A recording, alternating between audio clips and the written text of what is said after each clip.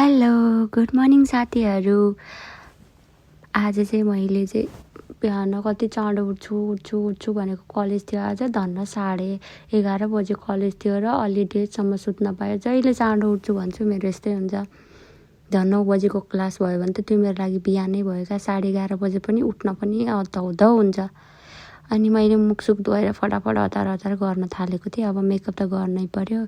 यो चाहिँ मेरो बक्सा। मेरो पैसा कहाँ सकिन्छ भनेर सोध्नु होला। पैसा कति तिरिस ऋण भन्नु होला। ऋण भन्दा नि यो अगाडि मैले यो सबै किनेको हेर्दाखेरि देख्न सक्नुहुन्छ। यहीँ छ मेरो पैसा सबै। नेपाल पुग्न पाएको छैन। यतै छ अहिले। अब थाहा छैन नेपाल कहिले पुग्छ। अनि एउटा कुरा नि साथीहरू, मैले जहिले नि त्यो फेसियल हेयर रिमुभ गर्छु नि त, सेभिङ गर्छु जहिले नि। अनि मेरो त्यो फेसमा चाहिँ कस्तो हुन्छ नि, त्यो बिबिरा जस्तो आउने क्या फेसमा यस्तो।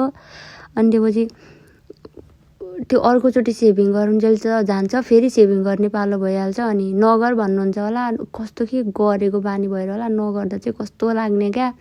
लाइक कस्तो अर्कै फिल हुने, फेस नै कस्तो डल जस्तो देखिने होइन। अनि फेसियल हेयर रिमुभ गरेपछि कस्तो फ्रेस फेस लाग्ने क्या। तर एउटा कुरा चाहिँ भन्छु साथीहरू, मैले जुन यो प्रोडक्ट युज गरिरहेको थिएँ, मैले योभन्दा अगाडि भिडियो हालेको छु एउटा।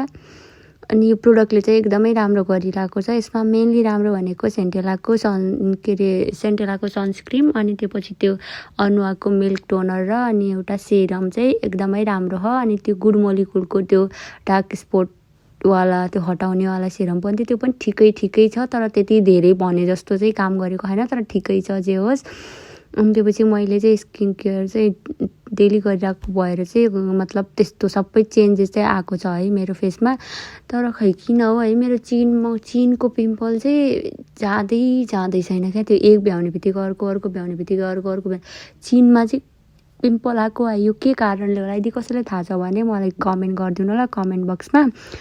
अनि मैले फाउन्डेसन नर्मलवाला फाउन्डेसन युज गर्छु। अनि त्यसमा चाहिँ एउटा अलि डार्कवाला फाउन्डेसन दुईवटा मिक्स गरेर चाहिँ मेल्ट गर्छु, एउटैमा मिक्स गर्छु। अनि त्यसपछि चाहिँ यसरी लगायो भने त्यो दुइटै एउटैमा गऱ्यो भने चाहिँ अनि त्यसपछि धेरै डाब पनि गर्न पर्दैन क्या। धेरै यो ब्लेन्ड गर्नै पर्दैन क्या यो ब्लेन्डरले। अनि त्यसपछि थोरै गऱ्यो भने नि भइहाल्छ। अनि कति मजाले बस्छ क्या।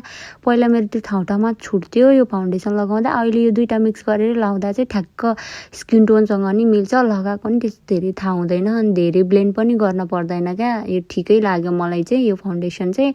कुन भन्नुहुन्छ भन्दाखेरि चाहिँ म अब अर्को भिडियोमा हालौँला ल। मैले युज गरिरहेको फाउन्डेसन चाहिँ कसैको स्किन टोनसँग म्याच नहुने फाउन्डेसन छ भने चाहिँ दुइटाको कम्बिनेसन युज गरेर गर्दा चाहिँ एकदमै फिक्स हुन्छ फेसमा। अनि यो चाहिँ कम्प्याक्ट हो। कम्प्याक्ट चाहिँ मैले नेपालबाटै मगाएको थिएँ। यसमा चाहिँ मैले कलरिङहरू हेरिनँ, यत्तिकै अरूलाई पठाइमागेको थिएँ। अनि यो चाहिँ भ्याउन थालिसक्यो। यहाँ यति महँगो छ यो वाला। मैले यतिचोटि हेर्छु है, नेपालबाट आउने बित्तिकै फुटेको आएको थियो क्या यो। अब प्याक गर्दा खै केही भयो होला, अनि फुटेको थियो क्या। अनि त्यो खस्या हुँदा भ्याइयो क्या। यो 3 महिनामा भ्याइयो क्या मेरो। अनि त्यसपछि चाहिँ यो ब्लेन्डरहरू चाहिँ मैले अली एक्सप्रेसबाट मगाएको, ठिकै थियो यो। तर धेरै क्वालिटीवाला चाहिँ हुँदैन रहेछ क्या अली एक्सप्रेसमा चाहिँ सामानहरू। अनि त्यसपछि अब मलाई कलेज जान्छ फटाफट। अनि हिजो नुहाएर ठ्याक्क तेल चाहिँ हालेर नुहाएर गरेको थिएँ। कपाल नै खुसेर टक्ला भइसक्यो। के भन्छ, कपाल खुस्यो विदेशी पानीले भएको छ मेरो चाहिँ है। धेरै नै कपाल खुसिसक्यो। कपाल बढ्यो भन्नुहुन्छ मेरो घरमा सबैजनाले होइन। बढेको छ, तर बढे सँगसँगै कोर्न गर्न पर्छ नि त। अनि कस्तो खसेर खत्तम भइसक्यो भने। अनि यो कलर गरेको भएर अलिअलि स्पेस कम देखिन्छ, नत्र भने त कस्तो धेरै स्पेस देखिन्थ्यो क्या मेरो कपालको बिच स्कपालमा। यति धेरै अगाडि त्यो झन् स्पेस यति धेरै थियो। आजभोलि यो कलर गरेको भएर अलिअलि ढाकेको हो क्या त्यसले।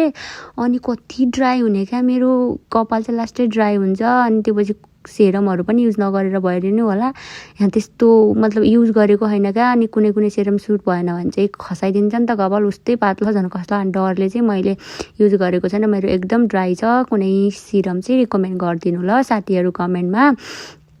अनि त्यसपछि कपाल चाहिँ मैले स्ट्रेट गर्नु पर्दैन। यसमा चाहिँ म खुसी छु। मेरो कपाल चाहिँ मलाई एकदमै मनपर्छ। यहाँ चाहिँ अलि ड्राई भएर तेल नलाउने भएर होला यस्तो भएको छ। सिरम चाहिँ मलाई डरले नलाएको। अनि मैले यति चाहिँ गरेँ मेकअप। अब म कलेज जानलाई चाहिँ रेडी भइसकेको छु। जति कोरे नि यस्तै हो क्या मेरो कपाल चाहिँ। जिरिङ्ग लाग्छ क्या, झन् पातलो। झन् त्यो जिरिङ्ग भयो भने त झन् कति नराम्रो देखिन्छ। अनि त्यसपछि मेरो मेकअप चाहिँ भ्याइयो भन्छु केही न केही छुट्छ। यो मेरो मस्कारा चाहिँ मेजोरिटी हो मेरो लागि भनौँ। अनि त्यसपछि चाहिँ यो मैले लगाउनु नै पर्छ, न त भने राम्रो लाग्दैन, कस्तो अर्कै फिल हुन्छ कि त्यो लगाइरहेको भएर होला। आइस्याडो र यो अलिअलि भयो नि लगाउनु पर्छ क्या। यो मैले नेपालबाट मगाएको मस्कारा हो, कुनै ब्रान्ड केही पनि हेर्दिनँ, मैले त पठाइदिनँ भनेको, मेरो एउटा बहिनीले पठाइदिएको थियो, त्यो बहिनीलाई धेरै धेरै धन्यवाद। अनि त्यसपछि चाहिँ यो एकदमै राम्रो छ मस्कारा पनि। यसको ब्रान्ड चाहिँ मैले अहिलेसम्म हेरेको छैन, हेर्छु ल अब कुनै दिन तपाईँहरूलाई यदि मन परेको छ भने चाहिँ। अनि यो चाहिँ आइलाइनर हो, यो चाहिँ मैले कति अगाडिको आइलाइनर, यो चाहिँ भ्याइएको थिएन, यत्तिकै मेकअपको सामान गर्दाखेरि चाहिँ त्यत्तिकै सबै खेरखार गरेर हाल्दाखेरि चाहिँ आएको हो यो आइलाइनर चाहिँ। मलाई आइलाइनर छ भन्ने नि लागेको थिएन, यहीँ किन्नु पर्ला सोचेको थिएँ आउँदाखेरि नेपालबाट। अनि मेरो लिप चाहिँ कस्तो धेरै पिगमेन्टेसन छ क्या मेरो लिपमा चाहिँ साथीहरू। कुनै लिप बाम एउटा कुनै लिप केयरको लागि रिकमेन्ड गरिदिनु प्लिज प्लिज प्लिज भन्छु है। मेरो लास्टै कालो देखिन्छ फेस, सरी लिप्स। अनि सबैजनाले लाइक म काम गर्ने ठाउँमा नि सोध्नुहुन्छ क्या, तिमीले स्मोक गर्छौ? होइन गर्दिनँ भने सबैजना मेरो लिप्स देखेर चाहिँ सरप्राइज हुन्छ क्या, ला किन यस्तो, मेरो जेनेटिक नै यस्तै हो। अब अहिले झन् बढ्दै गएपछि, झन् एज हुँदै गएपछि झन् कालो हुँदैछ। यसको लागि कुनै रिकमेन्ड गरिदिनु ल साथीहरू। अब पर्फ्युम त लगाउनै पर्यो, बास्ना हुन्छौँ त। यसरी नै म चाहिँ कलेज जान लाग्छु ल। बाई बाई साथीहरू, बाई।